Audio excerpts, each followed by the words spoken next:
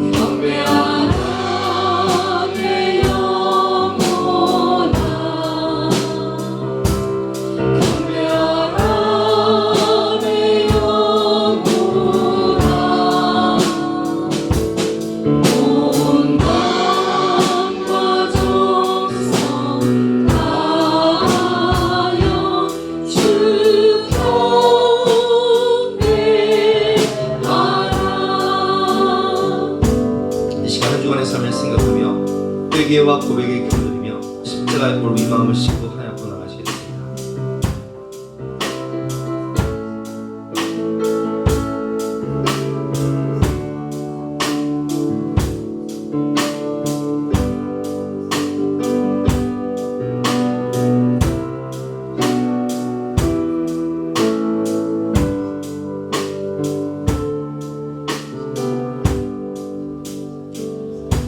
하나님 감사합니다. 복된 주일 거룩한 예배의 자리에 나와서 간절한 마음으로 회개하는 마음으로 사모하는 마음으로 예배드릴 수 있는 특권과 은혜를 주시니 감사드립니다.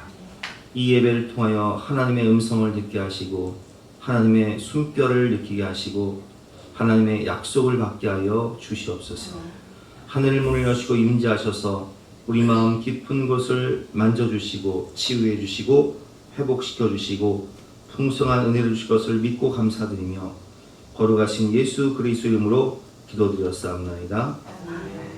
영원하신 성령으로 말미암아 흠없는 자기를 하나님께 드린 그리스도의 피가 어찌 너의 양심을 죽은 행실에서 깨끗하게 하고 살아계신 하나님을 섬기게 하지 못하겠느냐. 그러므로 주 예수 그리스도 안에 있는 자에게는 결코 정죄함이 없느니라. 아멘. 사제를 확신하며 다같이 사도신경으로 우리 신앙을 고백하시겠습니다. 나는 전능하신 아버지 하나님 천지의 창조주를 믿습니다. 나는 그 유일하신 아들 우리 주 예수 그리스도를 믿습니다. 그는 성령으로 잉태되어 동정녀 마리아에게서 나시고 본디오 빌라도에게 고난을 받아 십자가에 못 박혀 죽으시고 장사된 지 사흘 만에 죽은 자 가운데서 다시 나셨으며 하늘로 오시어 전능하신 아버지 하나님 우편에 앉아 계시다가 거기로부터 살아있는 자와 죽은 자를 심판하러 오십니다. 나는 성령을 믿으며 거룩한 공교회와 성도의 교제와 죄를 용서받는 것과 몸의 부활과 영생을 믿습니다. 아멘. 다같이 앉으셔서 함께 찬송하시겠습니다.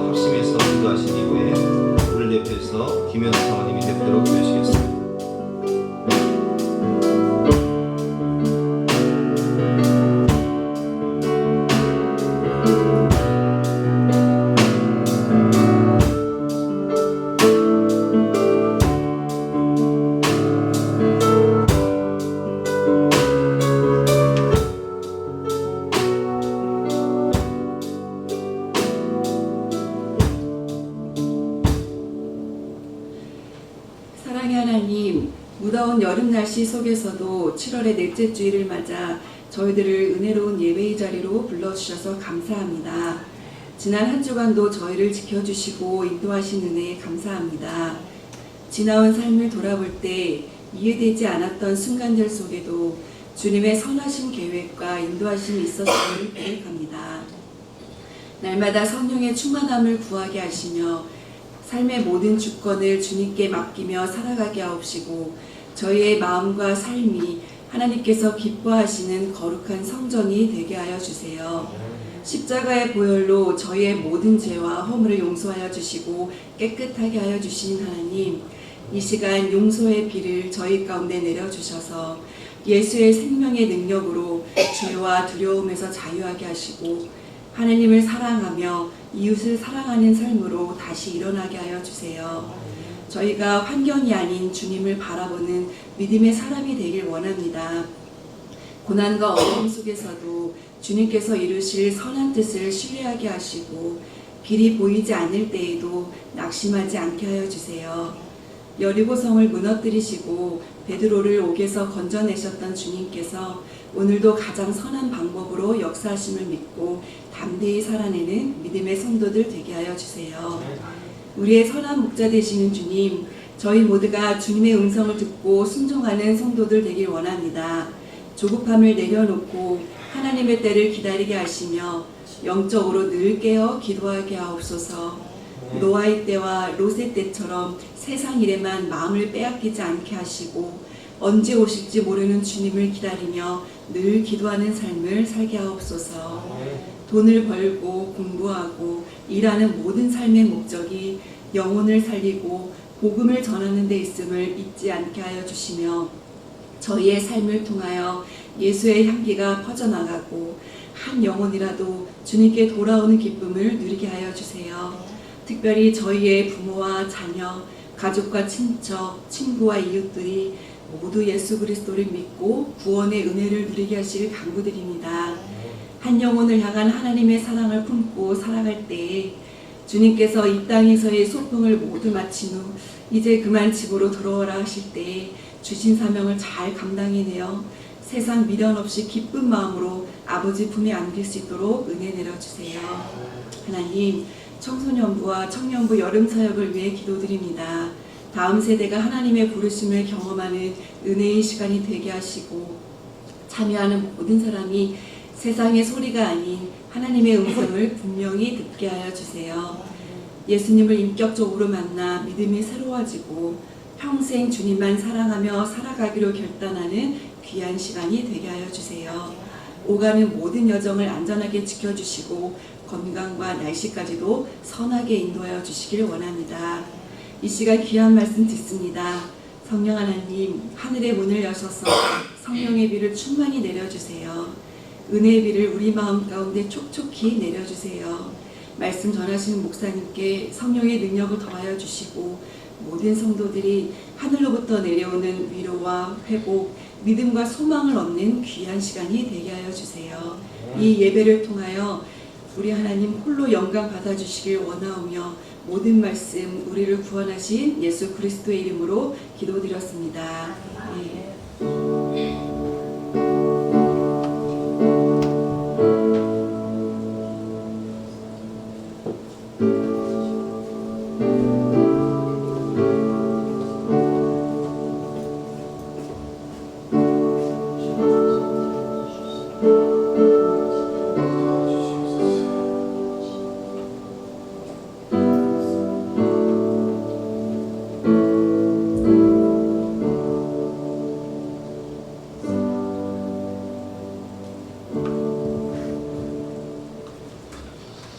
반갑습니다. 오늘도 주님을 사랑하는 마음으로 예배 자리에 나오신 여러분들을 주님의 이름으로 환영하고 축복합니다.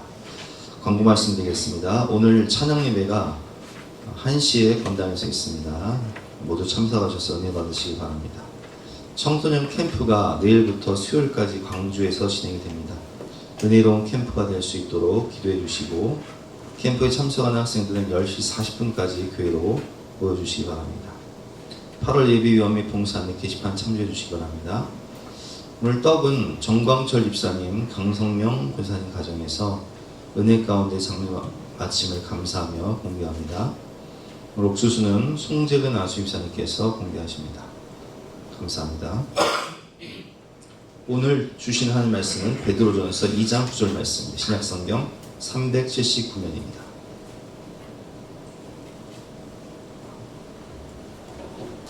베드로전서 2장 9절 말씀, 한 절 말씀이니까 우리 큰 목소리로 같이 읽으실 때 합독하도록 하겠습니다. 시작. 그러나 너희는 택하신 족속이요 왕같은 제사장들이요 거룩한 나라요 그의 소유가 된 백성이 이는 너희를 어두운 데서 불러내어 그의 기이한 빛에 들어가게 하신 이의 아름다운 덕을 선포하게 하려 하심이라. 아멘. 오늘 말씀의 제목은 내가 가치 없다고 느낄 때라는 제목으로 본 말씀을 지해서 함께 은혜를 나누도록 하겠습니다. 지난주 수요일 새벽에 김병선 목사님이 그런 간증을 하시더라고요. 본인이 어떤 여성분을 상담을 하셨는데 그분은 미국에서 유학 시절 남편을 만나서 10년 동안을 뒷바라지하면서 결국 남편은 대학 교수가 됐어요. 네, 이 기러기 부부가 되면서 남편에게 여자가 생겼고 결국은 남편에게 버림받아서 이혼을 하게 되었다. 그런데 내 존재 가치가 너무 무가치한 존재가 된 것 같다 라며 목사님에게 상담을 했다고 해요. 그렇죠. 남편에게 이용만 당하고 버림받고. 그때 목사님이 자신의 주머니에 있던 지갑을 그 여인 앞에서 던지며 이렇게 얘기했다고 해요. 제가 이 지갑을 버렸습니다. 제가 이 지갑을 버렸다고 해서 이 지갑이 무가치합니까? 그렇지 않잖아요, 여러분. 그 사람이 당신을 버렸다고 당신의 가치가 사라지는 것이 아닙니다. 당신의 가치를 몰라본 그 사람의 실수입니다. 이렇게 말씀하셨다는 거예요. 여러분, 우리는 세상을 살면서 어렸을 때부터 많은 평가를 받습니다. 그리고 수많은 거부를 당해요. 서울에 있는 대학을 가고 싶은데 받아주지를 않네. 등급이 안 된다고. 성적이 안 된다고. 나도 SK 하이닉스나 삼성전자 같은 좋은 회사를 들어가고 싶은데 받아주지를 않네. 자격이 안 된다고. 여러분, 그렇습니다. 우리는 인생을 살면서 수많은 거절과 실패를 경험합니다. 어렸을 때부터 학교 성적으로 등급을 매기고 대학교 진학도 수도권이냐 아니냐 수준별로 등급을 매기는 세상.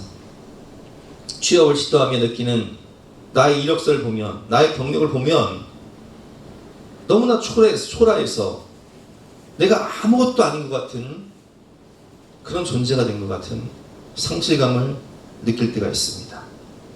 사람을 연봉으로 등급 매기고 사는 동네로 등급 매기고 재산으로 등급 매기고 학벌과 스펙으로 등급을 매겨서 결혼정보회사 가면요 31개 등급이 있다고 그래요.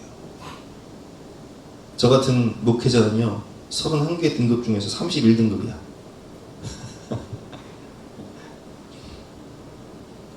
그리고 우리는 살면서 경험하는 많은 이별 또 버림받음을 경험하게 됩니다. 그럴 때마다 내 존재 가치가 너무 아무것도 아닌 그런 느낌을 받을 때가 있습니다. 사업에 실패하고 취업에 실패하고 병들고 무능력하고 나이 먹고 아무 쓸데 없는 인생이라면 내가 그저 숨만 쉬고 있는 산 송정같이 가치 없다고 느낄 때 성도인 우리는 어떻게 해야 할까요? 오늘 성경 말씀을 통해서 함께 배우도록 하겠습니다. 단계별로 한번 배울게요. 젊은 시절, 또 중년 시절, 노년 시절 이렇게 세 단계로 배우도록 하겠습니다. 청소년, 청년 시절에 내가 가치 없다고 느낄 때가 있어요. 내가 집안도 별 볼 일 없고 성적도 뭐 영 안 되고 가진 것도 없고 배운 것도 없고 내세울 것이 없을 때가 있습니다. 그럴 때 어떻게 해야 될까요? 얼마 전 이 탈북민 출신인 이영현 변호사님이 새롭게 소설에 나왔더라고요. 이분은 고난의 행군 시절에 뭐 북한에서 300만 명 이상이 굶어 죽었잖아요. 그래서 양식을 구하기 위해서 외삼촌하고 함께 중국으로 두만강을 건너서 넘어오는 과정 가운데 외삼촌이 물에 떠내려가서 실종이 된 거예요. 아마 돌아가셨겠죠. 꽤 어린 소년이 혼자 중국으로 넘어와서 조선족 어떤 분 집에 들어가서 도움을 받아서 이제 밥을 먹고 또 거처를 알아보다가 어떤 미국 선교사님, 그러니까 한인이신데 미국 선교사님, 탈북민 선교를 하시는 선교사님의 도움으로 저 중국의 시골 마을로 가서 어떤 가정에서 살게 되었어요. 선교사님이 너무 좋은 분이라 자신이 참 많은 돈을 들여서 이 소년을 좀 도와달라고 가정에 맡기면서 엄청난 돈을 주셨음에도 불구하고 그 가정에서 자기의 존재 가치는 꽃다는 보릿자루 마냥 차별을 받는 거예요. 천덕꾸러기가 된 거죠. 그래서 다른 아이들은 학교 다닐 때 이분은요 어렸을 때부터 학교에 공사장 같은 데 가서 페인트 칠하면서 10대를 그냥 그렇게 보낸 거예요.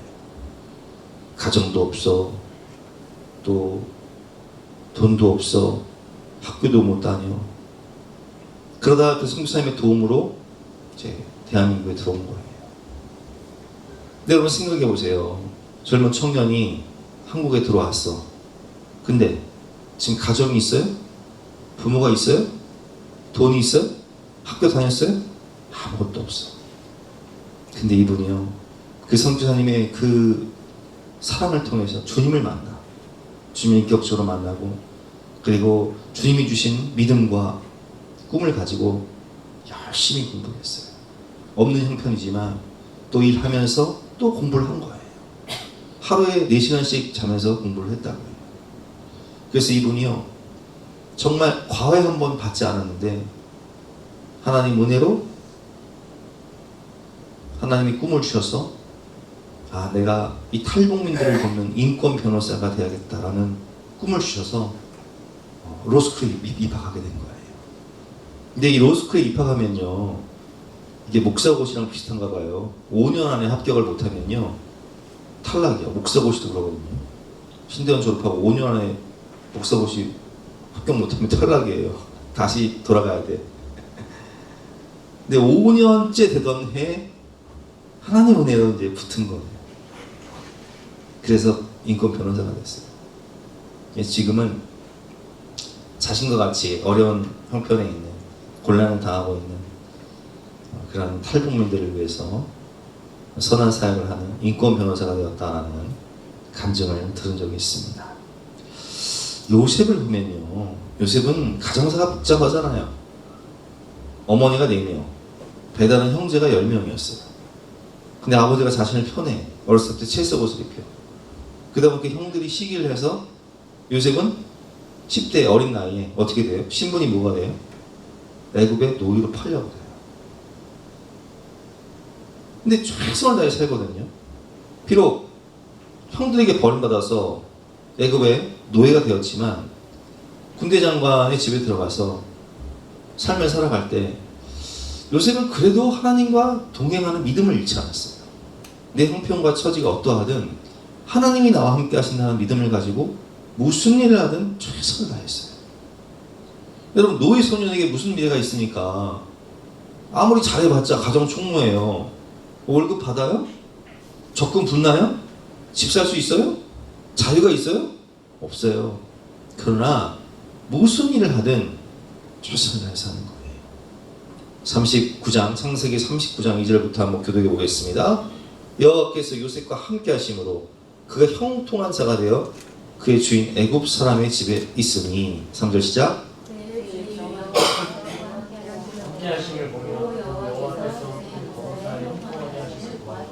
자, 여기서 보면 여호와께서 그의 범사에 형통하게 하심을 보았더라. 아니 여러분, 노예가 된 게 무슨 형통이에요? 가정 총무가 된 게 무슨 형통이냐고요. 나중에는 누명을 쓰고 어디 가요? 죄수가 되잖아요. 감옥 가잖아요. 근데 그게 왜 형통이에요? 여러분, 하나님을 사랑하는 자, 곧 그 뜻대로 부르심을 받은 자들에게는 모든 것이 합력하여 선을 이룬다는 말씀처럼 하나님께서 요셉을 하나님의 나라를 위해서 위대하게 쓰시기 위해서 필요한 훈련 과정이 뭐예요? 노예가 되는 거예요. 죄수가 되는 거예요. 그러니까 우리가 겪는 이 어렸을 때의 그런 시련과 억울한 이 고통들이요, 하나님과 동행하고 있다면 그게 형통이 될 수 있다는 거예요. 그래서 가정 총무가 되죠. 근데 억울하게 누명을 써요. 유혹을 뿌리쳐요. 하지만 그가 감옥에 갔어도 하나님은 그의 인생을 형통하게 하셨다라고 성경은 표현하고 있습니다. 21절 말씀 시작. 여호와께서 요셉과 함께 하시고 그에게 인자를 더하사 간수장에게 은혜를 받게 하시매. 23절 말씀 시작. 간수장은 그의 손에 맡긴 것을 무엇인지 살펴보지 아니하였으니 이는 여호와께서 요셉과 함께 하십니다. 여호와께서 그를 범사에 형통하게 하셨더라. 아멘. 여러분, 우리가 인생을 살면서 내가 무가치하다고 느낄 때가 있어요. 내가 최선을 다해 살았는데도 내가 노예가 됐어요. 내가 최선을 다해 살았는데도 내가 거룩하게 살기 위해서 유혹을 뿌리쳤는데도 내가 죄수가 됐어요. 그러나 그 순간에도 하나님이 우리와 함께 하시다면 하나님이 우리에게 가장 좋은 것을 주실 것이기 때문에 그 모든 과정이 형통하였더라 라고 성경은 표현하고 있는 것입니다. 청소년 사역을 하시는 분들 중에 권호희 목사님이라는 분이 계세요. 이분은 어렸을 때 부모님이 이혼하면서 할머니 손에 컸어요. 아버지는 아버지 집에 가보면 늘 엄마가 바뀌어 있어. 새엄마가 바뀌어 있어. 아버지가 나중에 무당을 해요. 청소년 시절부터 가정에 버림받고 부모에게 버림받고 나는 아무것도 아니다라는 그런 낮은 자존감 가운데 친구들을 만나서 하는 짓은 오토바이 타고 다니면서 도둑질하는 거. 내 존재 가치가 밑바닥인 거예요. 근데 그분이요, 우리 내일 수련회 가지만 친구 따라서 간 교회에서 수련회 참석했다가 주님을 만나. 주님을 만난 순간 자기 존재 가치가, 성경을 보면 너의 부모가 너를 버릴지라도 나는 너를 버리지 아니할 것이다. 내가 너를 손바닥에 새겼다 라는 말씀이 있어요. 이사야 말씀입니다. 하나님은 그를 버리지 않고 하나님은 그를 예수님짜리 인생으로 하나님의 자녀로 받아주시는 거예요. 아, 그렇구나.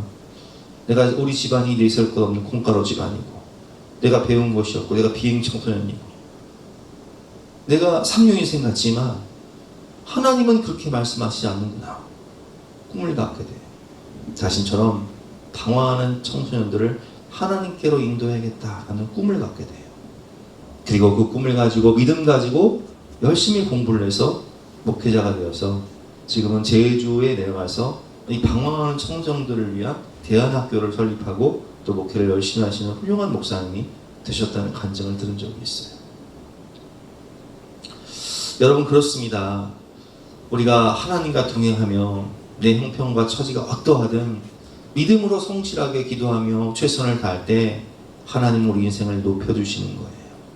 베드로전서 5장 6절 말씀 같이 한번 읽어보겠습니다. 시작. 그러므로 하나님의 능하신 손 아래에서 겸손하라. 때가 되면 너희를 높이시리라. 아멘. 우리가 너무 잘 알고 있는 이 박위 씨는요, 청년 시절 회사에 비정규직으로 들어갔다가 열심히 일을 해서 정규직이 된 거예요. 너무 기쁘니까 친구들이랑 만나서 밤새도록 술을 마신 거예요. 파티를 한 거죠. 근데 술 취한 상태에서 건물과 건물 사이 난간에서 떨어져서 목 아래로 다 전신마비가 된 거예요. 병원에서 깨어나 보니까 목 아래로 움직일 수가 없어. 그럼 여러분 생각해 보세요. 목 아래로 움직일 수 없으면 내가 화장실 가서 대소변을 볼 수 있어요, 없어요? 없어요. 직장 생활은커녕 내가 내 손으로 밥도 못 먹고 내가 내 손으로 대소변도 못 봐. 그러면 여러분 세상적인 기준으로 이 정도 되면 인생 어떻게 된 거예요?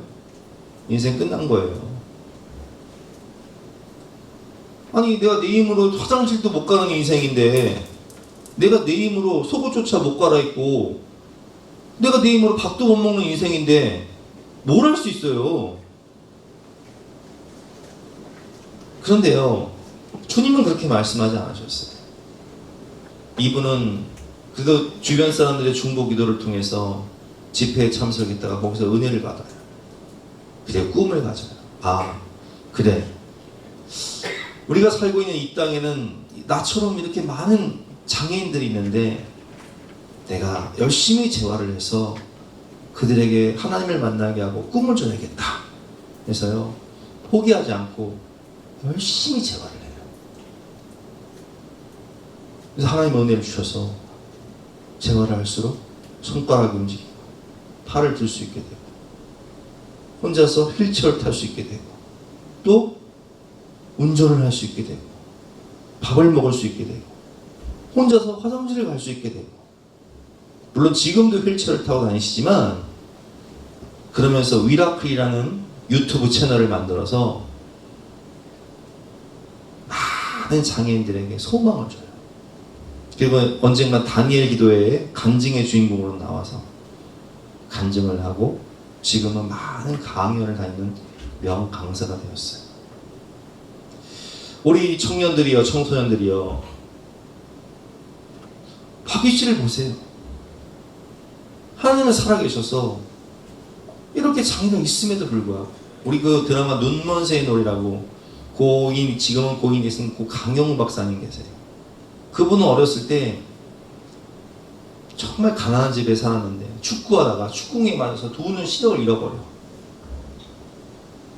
홀어머니 밑에 살았는데 어머니가 충격으로, 아들이 실명되는 순간 충격으로 죽어버려. 그러니까 어머니 없이 아버지 없이 살려니까 누나가 공장을 다니면서 10대였던 누나가 공장을 다니면서 동생들 먹여 살려야 되니까 열심히 일하다가 과로로 죽어요. 부모님 죽어, 누나 죽어, 내 눈은 안 보여. 이 정도 되면 내 인생 끝난 거 아니에요? 1960년대인데. 근데요, 이분은 그래도 믿음이 있었어요. 시력이 안 보이지만 열심히 믿음을 가지고 꿈을 가지고 공부를 했어요. 근데 그 당시에는요, 공부를 아무리 열심히 해도 대학 시험을 볼 때, 지금은 인권이 좋아졌으니까 장애인들이 다 시험 볼 수 있어. 점자도 시험 볼 수 있고. 근데 이 당시에는 그런 게 없었어. 대학을 들어갈 수 있는 기회가 없었어요. 하지만 하나님께서는요, 아까 요셉이 무슨 일을 하든지 노예의 자리에서도 죄수의 자리에서도 최선을 다한 것처럼 이분이 이렇게 믿음으로 최선을 다해 살자 천사를 붙여주셔. 이대를 다니던 좋은 믿음 좋은 누나를 붙여주셔서 그 누나의 도움으로 공부도 하고 과외도 받고 또 그 누나의 도움으로 연세대를 들어갈 수 있는 길이 열려요. 시험 볼 수 있는 길이 열려요. 그래서 장애인 최초로, 시각장애인 최초로 연세대를 들어가요. 그리고 미국 유학을 가요. 그리고 장애인이지만 한국인으로서는 가장 높은 미국의 공직자가 돼요. 미국 백악관 차관보가 돼요. 이게 어떻게 된 거예요? 하나님이 함께 하시니까. 부모도 없고 누나도 죽고 눈도 안 보이고, 세상 사람들은 저 인생 저거 암마나 배워서 암마 실소리나 들어가야지 뭐 할 수 있냐라고 하지만 그는 하나님을 믿고 꿈을 포기하지 않았어요. 저는 청년 시절 내가 아무것도 아닌 것 같은 존재 가치를 느끼며 살았습니다. 내 인생은 상류 인생이다. 그러나 하나님은 그렇게 말씀하지 않으셨어요. 성경을 읽으면서 하나님 안에서 나는 나의 존재가 얼마나 귀한지를 깨닫게 됩니다. 우리 에베소 2장 10절 말씀 같이 한번 읽어보겠습니다. 시작. 우리는 그가 만드신 바라. 여기까지만. 여기서 이 그가 만드신 바라라는 뜻은 포이에마라고 해요. 포에마이테스는 하나님의 걸작품이라는 뜻이에요. 우리는 하나님의 걸작품이라는 거예요. 여러분 그렇습니다. 내가 배운 것이 없고 가진 것이 없고 내세울 것이 없고 남양주 촌구석에 사는 내세울 것 없는 청년 청소년일지라도 하나님 우리에게 말씀하시는 거예요. 너는 하나님의 걸작품이다. 내가 너를 위해 죽을 만큼 너는 보배롭고 존귀하며 내가 너를 위해 십자가에 죽을 만큼 너는 너무나 사랑스럽고 귀한 존재다라고 말씀을 하고 계신 거예요. 그렇습니다. 우리가 이 보배를 질그릇에 가졌으니 질그릇 같은 내 안에 보배이신 예수님이 오신 거예요. 능력의 원천 되시는 예수님이 오신 거예요. 이는 심히 큰 능력은 하나님 있고 우리에게 있지 아니함을 알게 하려 하심이라. 아멘. 내 안에 주님 계시면 난 예수님짜리 인생이 되는 거예요. 그분이 내게 능력 주시면 내게 능력 주시는 자 안에서 내가 모든 것을 할 수 있느니라 말씀하고 계신 거예요. 이게 믿어져야 돼요. 우리는. 나는 부족하고 나는 연약해도 주님 나와 함께 하시면 할 수 있다 해보자. 사랑하는 다음 세대 청소년과 청년들이여, 세상의 기준과 잣대로 위축되지 마세요. 하나님의 기준과 하나님의 시선으로 나를 바라보고 하나님의 말씀의 거울로 우리 자신을 바라보시기를 바랍니다. 여러분은 하나님 안에서 하나님의 걸작품이요 보배롭고 존귀한 하나님의 자녀인 것입니다. 우리 함께 찬양하는 시간 갖도록 하겠습니다.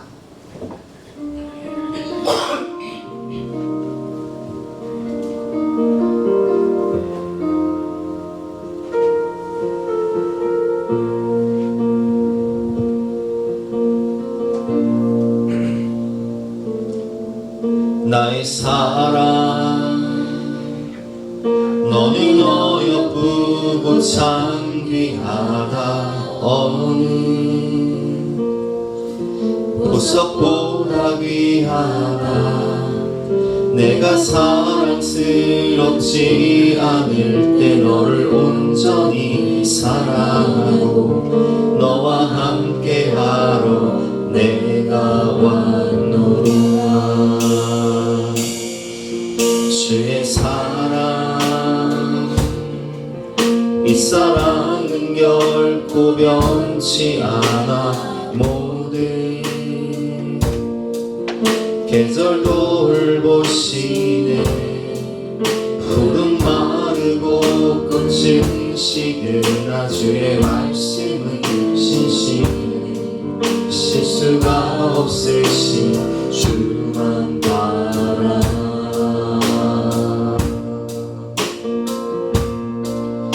주님의 나라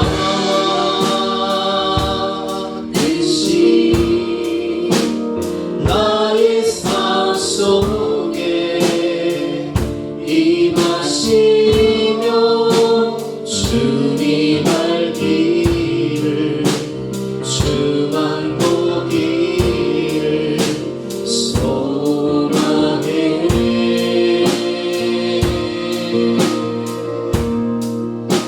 거룩히 살아갈 힘과 두려움없는 믿음 주신 나의 하나님. 완전한 사랑 찬양해. 주님의 나라와 주님의 나라와 뜻이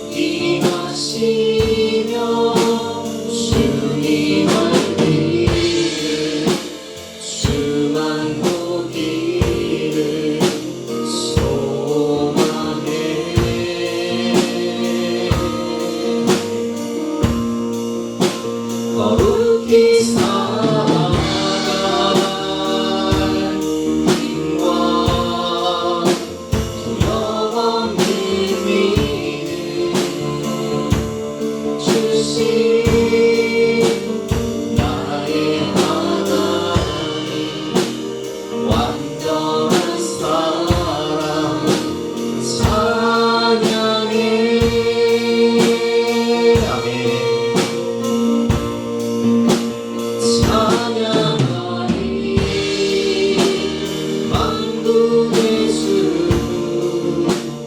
영원히 함께 하시네.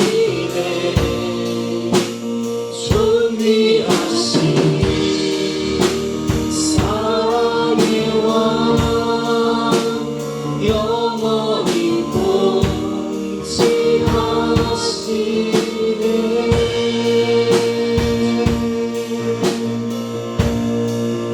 주님의 나라와 뜻이 나의 삶 속에 임하시며 주님 할 길을 주만 보기를 소원하네.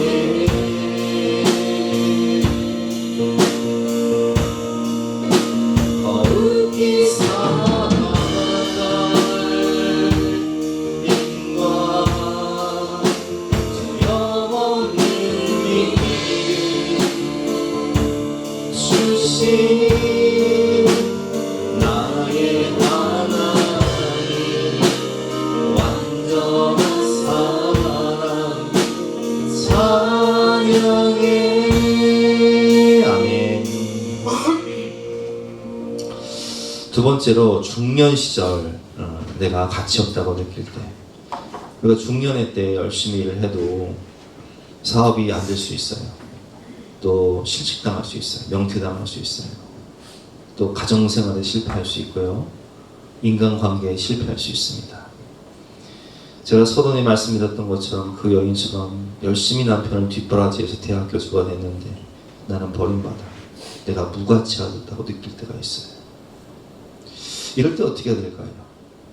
성경을 보니까 실패의 자리에서 사람들이 무시하는 인생을 살고 있던 두 여인의 이야기가 나옵니다. 주인공은 모압 여인 룻과 또 그 시어머니였던 나오미죠. 나오미는 남편 엘리멜렉과 함께 기근을 피해서 모압으로 갑니다. 두 아들이 있었죠. 근데 룻기 1장 3절 말씀 보니까 나오미의 남편 엘리멜렉은 죽어요.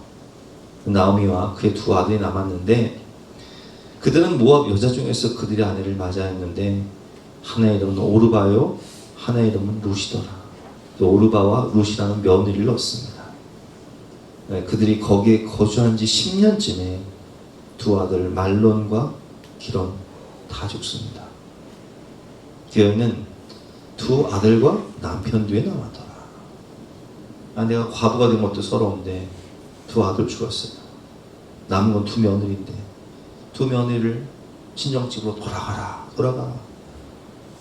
첫째 며느리 들어갔는데 둘째 며느리는 들어가지 않아요.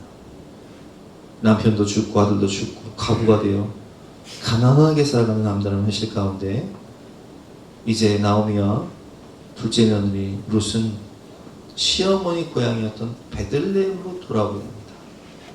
와서 뭐예요? 당시에 성경에 보면 하나님께서 뭐라고 말씀하셨어요? 추수할 때 가장자리 남기고 이삭이 떨어지면 죽지 마라. 가난한 자들, 과부들, 나그네들도 먹고 살아야 되니까 남겨두라 말씀하셨거든. 그 다음에 보리밭에 가서 보리 추수할 때 보리 주는 거예요. 그게 일이요. 근데 어느 보리밭에 가면 나쁜 사람 만나면, 나쁜 주인 만나면 쫓겨나. 나가! 누구야 이거? 무시당해요. 종들에게 무시당해요. 종들에게. 품꾼들에게 무시당해요. 너무 초라한 인생이죠. 서럽고 초라한 인생이에요. 세상적인 기준으로 보면 너무나 초라하고 가슴 아픈 현실이지만 그러나 하나님은 그들을 향한 위대하고 아름다운 계획을 갖고 계셨습니다. 거기서 믿음 좋고 성품 좋고 돈 많은 보아스를 만나게 돼요. 근데 보아스 눈에 그 모압 여인 룻이 너무나 사랑스럽고 귀하다. 어떻게 저런 효녀가 있냐? 어떻게 저렇게 마음이 따뜻한 여자가 있냐? 너무 아름다워 보이는 거예요. 그리고 하나님 은혜로 이제 롯은 보아스를 만나 결혼하게 되고 아이를 낳게 되는데, 세상에 룻기를 보니까 이 모함 여인 룻가 나옵니다. 예수님 족보에 올라와요. 룻기 4장 14절 말씀. 이에 보아스가 룻을 맞아 아내로 삼고 그에게 들어갔더니 여호와께서 그에게 임신하게 하심으로 그가 아들을 낳은지라. 그의 이웃 여인들이 그들에게 이름을 지어주되 나오미에게 아들이 태어났다 하여 그 이름을 오벳이라 하였는데 그는 다윗의 아버지 이새의 아버지였더라. 와, 여러분, 다윗의 증조할머니가 누구예요? 룻이에요. 다윗의 증조할머니. 할렐루야. 이야, 믿음의 명가가 되어버리네요. 그리고 마태복음 1장을 보니까 세상에 예수님 족보에까지 올라가. 살몬은 라합에게서 보아스를 낳고, 보아스는 룻에게서 오벳을 낳고, 오벳은 이새를 낳고, 이새는 다윗 왕을 낳으니라. 여러분, 이처럼 중년의 실패의 순간, 나는 다 잃었다고 생각하는 그 순간, 나는 미래 소망이 없다고 생각하는 그 순간에도 주님은 나와 함께 하시며 나를 위해 일하시는 거예요. 내게 가장 좋은 것을 주시기 위해서, 내게 가장 좋은 삶을 주시기 위해서 보아스를 만나게 하시는 거예요. 예수님 족보에 오르게 하시기 위해서 하나님 은혜를 베풀어 주시는 거예요. 여러분, 우리가 주님과 동행하고 있다면 낙심하지 마세요. 절망하지 마세요. 언젠가 이 와플대학의 손정희 장관이 간증을 들은 적이 있는데, 이분은 옷장사를 하다가 옷장사가 너무 잘 돼서 막 옷을 많이 만들었는데, 나중에는 물건을 띄어간 사람들이 돈을 안 줘. 빚더미 한다고. 사업이 실패해요.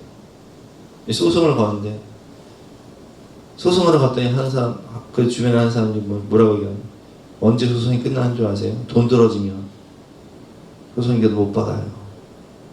시간 낭비하지 마세요. 거지가 돼요.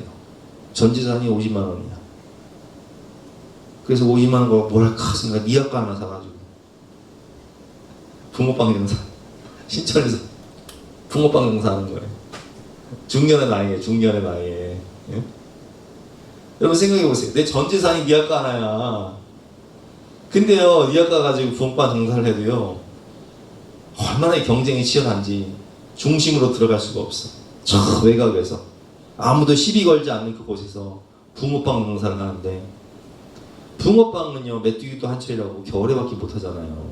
더우면 못 해요. 여름에 누가 붕어빵 먹는 거 봤어요, 여러분?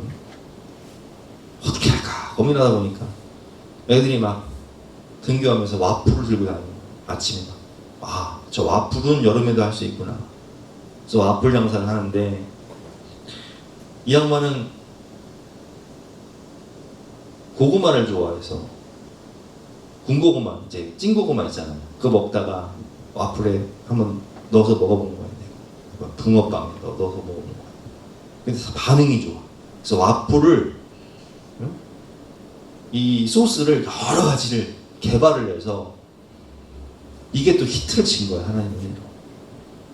그래서 지금은요, 이분이 어려운 걸 주변에 뭐 먹고 살 길이 없는 사람, 자기처럼 먹고 살 길이 없는 사람들이 도와달라고 하면 도와줘가지고 체인점을 내가지고 지금은요, 우리나라에 수백 개 매장이 있어요. 근데 미국에까지 매장을 내고 용산구에 4층짜리 빌딩 사가지고 와플 대학이라는 큰 회사를 운영하게 되는 그런 은혜를 하나 주시는 거예요. 여러분, 우리가 인생을 살면서 이 손정희 장로님처럼 중년에 망할 수 있어요. 근데 그렇다고 인생 끝나는 거 아니야. 제가 룻기를 보면 룻이 매일매일 뭘 해요? 보리삭 주워요. 그냥 남의 밭에 가서 보리삭 주워. 남들은 손가락질한 인생이야. 아이고 저 그지 저거 상그지. 근데 하나님 그 순간에도 누구를 위해 일하시는 거예요? 룻을 위해 일하는 거예요. 이분 매일매일 뭐예요? 와플 만들어. 그냥 니가 크게 저 와플 만들어. 근데 하나님은 누구를 위해 일하시는 거예요? 우리를 위해 일하시는 거예요.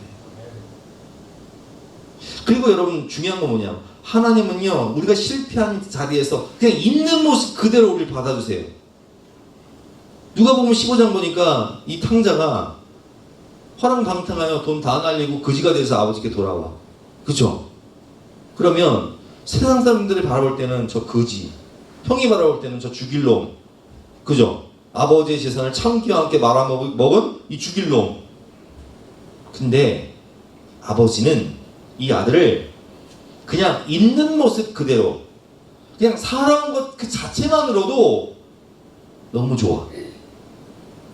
그래서 이 아들은요, 와, 내가 누가복음 21장을 15장 21절 보니까 아들이 이르되 아버지 내가 하늘과 아버지께 죄를 지었사오니 지금부터는 아버지의 아들이라 일컬음을 감당하지 못하겠나이다. 나를 뭘로 여겨달라는 거예요? 품꾼의 하나로 여겨달라는 거예요. 나는 아버지 아들도 아니에요. 품꾼의 하나로 여겨주세요. 그러나 22절 말씀 같이 한번 읽어보겠습니다. 시작. 아버지는 종들에게 이르되 제일 좋은 옷을 내어다가 입히고 가락지를 끼우고 발에 신을 신기라. 그리고 살찐 송아지를 끌어다가 잡으라. 우리가 먹고 즐기자. 뭐라고 말해요? 너는 내 아들이라. 네가 쫄딱 망하고 네가 죄짓고 네가 거지가 되어서 돌아왔지만 너는 종이 아니야. 너는 내 아들이야. 그래서 금가락지를 끼워주고 좋은 옷을 입히고 노인은 신을 신지 않지만 아들은 신을 신어야 되니까 좋은 신을 내어주고 이 내 아들은 죽었다가 다시 살았으며 내가 잃었다가 다시 얻었나 하니 그들이 즐거워하더라. 아멘. 여러분 그렇습니다. 우리 주님은요 그냥 있는 모습 그대로, 우리가 실패했으면 실패한 그 모습 그대로, 내가 연약하고 부족하면 부족한 그대로, 내가 망했으면 망한 그대로, 내가 실직지 않아도 그냥 있는 모습 그대로 나를 받아주시면서 뭐라고 말씀하세요? 너는 내 아들이라. 여러분이 하나님의 심판대 앞에서는요 우리 존재가 너무 초라할 거예요. 왜냐면 참소하는 마음과 우리의 모든 죄를 다 드러낼 테니까. 우리가 생각하고 저지른 모든 행위를 기록한 책에 펼쳐질 테니까. 그러나 그 자리에서도 예수님께서는 우리의 모든 죄와 허물을 담당하시고 십자가에서 테텔레스타이 다 이루었다. 내가 그 죄의 빚 다 갚았다 말씀하시며 우리의 모든 죄를 사하주시고 하나님은 우리를 너는 내 아들이라 라고 말씀하실 거예요. 얼마나 감사해요. 우리가 어떤 형편과 처지에 있든 우리를 있는 모습 그대로 받아주시고 너는 내 아들이다, 너는 내 딸이다 말씀하시는 그 하나님의 사랑. 여러분은 언제나 예수님 자리 인생이심을 믿고 감사하시기를 주님의 이름으로 축원합니다.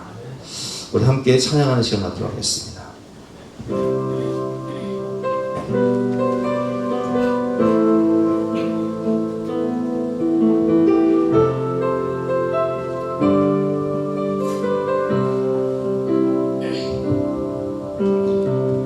힘들고 지쳐 낭망하고 넘어져 일어날 힘 전혀 없을 때에 조용히 다가와 손잡아 주시며 나에게 말씀하시네. 나에게 실망하며 내 자신이 연약해 고통 속에 눈물 흘릴 때에 못자국 난 그 손길 눈물 닦아주시며 나에게 말씀하시네.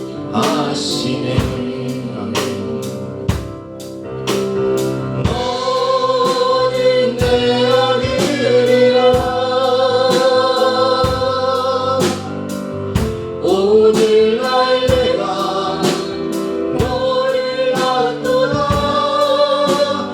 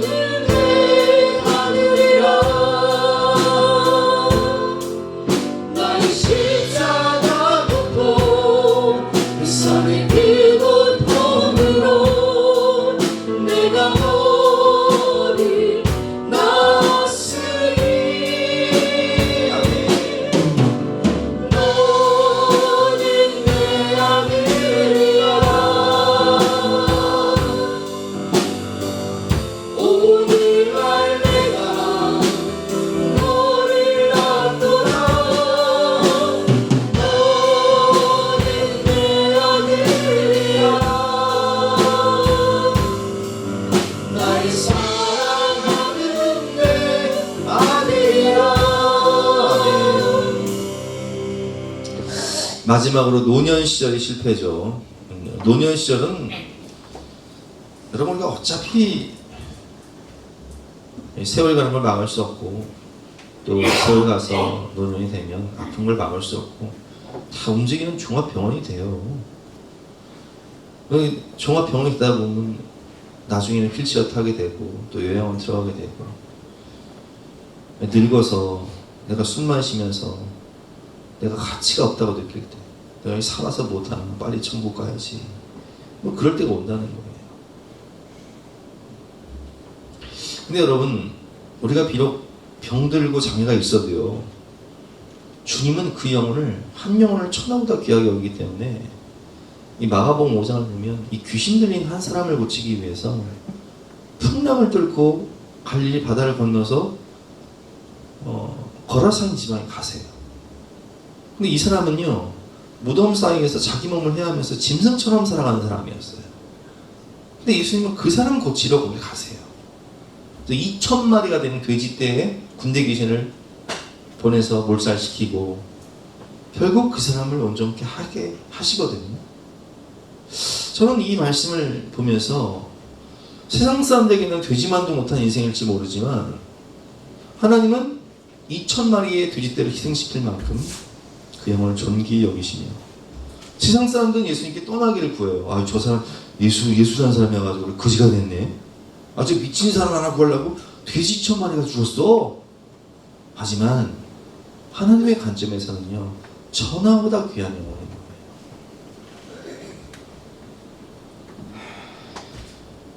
우리 주님은 우리를 위해서 십자가에서 죽으실 만큼 자신의 모든 것을 내어주셨다는 거예요. 여기 천정원 씨는 암에 걸려서도 죽어가면서도 주님을 만나서 자신과 같은 암 환자를 위해서 전도하다가 결국에는 얼마 전에 소천하셨는데 제가 오늘 이 본 말씀 묵상하면서 뭘 깨달았냐면은 이제 우리 한방에 권사님들이 저희한테 이런 얘기를 해요. 아, 목사님 우리 나이가 들어서 뭐 헌금도 못하고 교회 일도 못하고 뭐 도움도 못되고 뭐 할머니 권사님들 뭐 80 넘어서 뭐 교회 봉사를 하시겠어요? 뭐 일을 하는 것도 아니고 무슨 대단한 거 하시겠어요? 근데요 성경을 보니까 누가복음 2장에 이 시므온과 안나라는 사람이 나오는데 제가 한번 읽어볼게요. 누가복음 2장 모세의 법대로 정결 예식의 날 이 참에 아기를 데리고 예루살렘에 올라가니 이는 주의 율법에 쓴바 첫 해에 처음 난 남자마다 주의 거룩한 자라 하리라 한 대로 아기를 죽게 드리고자 이제 간 거예요. 25절 말씀이니까 예루살렘에 시몬이라 하는 사람이 있으니 이 사람은 의롭고 경건하여 이스라엘의 위로를 기다리는 자라 성령이 그 위에 계시더라. 그가 주의 그리스도를 보기 전에는 죽지 아니하리라 하는 성령의 지시를 받았더니 성령의 감동으로 성전에 들어가매 마침 부모가 율법의 관례대로 행하고자 하여 그 아기 예수를 데리고 오는지라. 근데 그 할아버지였던 시몬이 아기를 안고 하나님을 찬송하여야 돼. 주제여 이제는 말씀대로 종을 평안히 놓아주시는도다. 내 눈이 주의 구원을 보았사오니 이는 만민 앞에 얘기하시는 것이요 이방을 비추는 빛이요 주의 백성 이스라엘의 영광이다. 이렇게 축복해요. 그리고 마리아에게 이렇게 예언을 하죠. 시몬이 그들에게 축복하고 그의 어머니 마리아에게 말하이르되 보라 이는 이스라엘 중 많은 사람을 패하거나 흥하게 하며 비방을 받게 하는 표적이 되게 하여 세움을 받았고 또 칼이 내 마음을 찌르듯 하리니 이는 여러 사람의 마음의 생각을 드러나게 하려 함이라. 이 예언을 하고 자기의 사명을 마치고 죽어요. 또 아셀 지파 비누아의 딸 안나라는 선지자가 있어 나이가 매우 많았더라. 그가 결혼한 후 7해 동안 남편과 함께 살다가 과부가 되고 84세가 되었더니 이 사람이 성전을 떠나지 아니하고 주야로 금식하며 기도로 섬기더니 마침 이때에 나와서 하나님께 감사하고 예루살렘의 성령을 바라는 모든 사람에게 그에 대하여 말하니라. 84세 된 과부. 근데 예수님을 보며 기뻐하고 자신의 사명을 마쳐요. 평생을 금식하며 기도했어요. 여러분, 이 안나의 인생, 시몬의 인생, 늙고 병들고 아무것도 할 수 없는 것처럼 보이지만 사실은 기도의 사람이에요. 그 기도 때문에 하나님 나라 움직이는 거예요. 윌리엄 캐리는 현대 선교의 아버지라고 일컬었죠. 근데 윌리엄 캐리에게는 평생을 병상에서 있었던 누나가 있었어요. 근데 이 누나가 병상에서 항상 윌리엄 캐리를 위해서 하루에 몇 번씩 중보 기도를 했어요. 하나님은 그 기도를 통해서 윌리엄 캐리를 가장 위대한 선교사로 만들어 주신 거예요. 여러분, 내가 늙고 병들고 아무것도 할 수 없다고 느낄 때, 교회 일도 못하고 헌금도 못하고, 아니요, 하나님 말씀하세요. 네가 시몬이다, 네가 안나다, 네가 윌리엄 캐리의 누이다. 너의 기도를 통해서 하나님 나라는 완성되는 것이다 말씀하시는 거예요.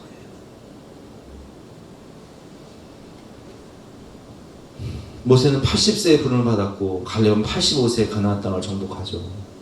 물론 그런 분도 계시지만 그렇다 아니 그리 아니하실지라도 욥의 모습을 보면 욥은 고난과 시련 그 과정을 통해서 믿음의 본을 보여요. 그저 숨만 쉬며 죽음을 기다리는 존재가 된 것처럼 내가 가치 없다고 느낄 때 나를 지으시고 나를 보내신 하나님께서 무엇이라고 말씀하시는지 우리는 그 성령의 음성을 들어야 하는 것입니다. 오늘 결론입니다. 오늘 본 말씀이죠. 주님께서 뭐라고 말씀하시는지 한번 같이 읽어보겠습니다. 시작. 그러나 너희는 택하신 족속이요 왕같은 제사장들이요 거룩한 나라요 그의 소유가 된 백성이니 이는 너희를 어두운 데서 불러내어 그의 기이한 빛에 들어가게 하신 이의 아름다운 덕을 선포하게 하려 하십니다. 우리는 왕같은 제사장이에요. 우리는 거룩한 나라예요. 우리는 하나님 나라의 간판 스타라는 거예요. 선전도구, 간판 스타. 사람들의 평가, 세상의 평가 앞에서 나 자신의 가치가 결정되는 게 아니에요. 우리를 창조하시고 나를 부르신 하나님 아버지께서 나에게 무엇이라고 말씀하시는지 그게 내 가치인 거예요. 세상적인 기준과 잣대로 나를 바라보며 낙심하지 마시고 나를 위해 독생자를 내어주신 하나님의 시선과 하나님의 관점으로 나를 바라보며 믿음으로 승리하시는 저와 여러분 되시기를 주님의 이름으로 축원합니다. 함께 찬양하는 시간 되겠습니다. 서로 축복하면서 함께 찬양하겠습니다.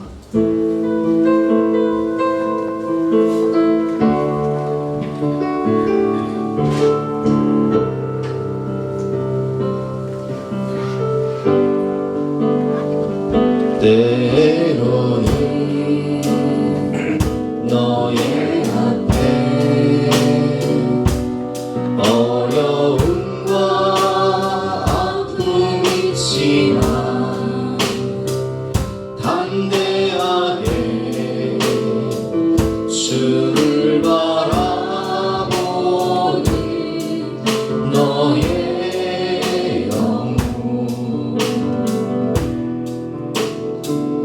너의 영혼 우리 볼 때 얼마나 아름다운지 너의 영혼 통해 큰 영광 받으시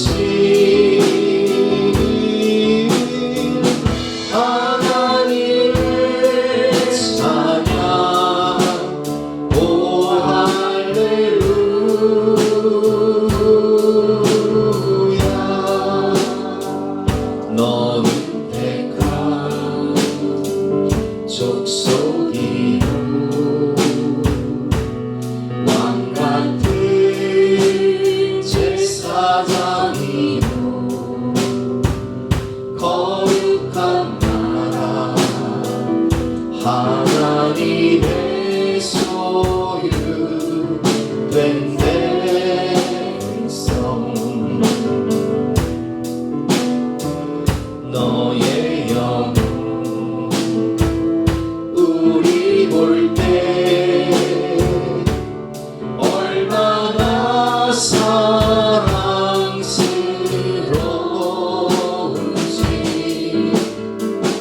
너의 영혼 보니 너의 영혼 영광 받으신 영광 하나님을 찬양 오 할렐루야. 우리 함께 주신 말씀 따라서 간절한 마음으로 기도하며 나가시겠습니다.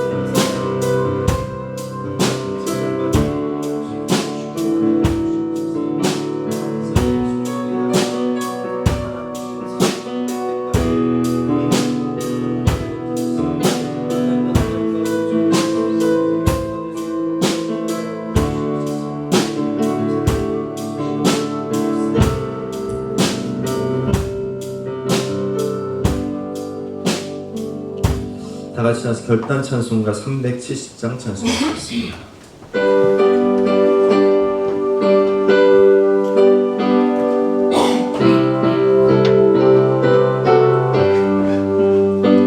주 안에 있는 나에게 난 근심이 있으나 십자가 밑에 나가 내 짐을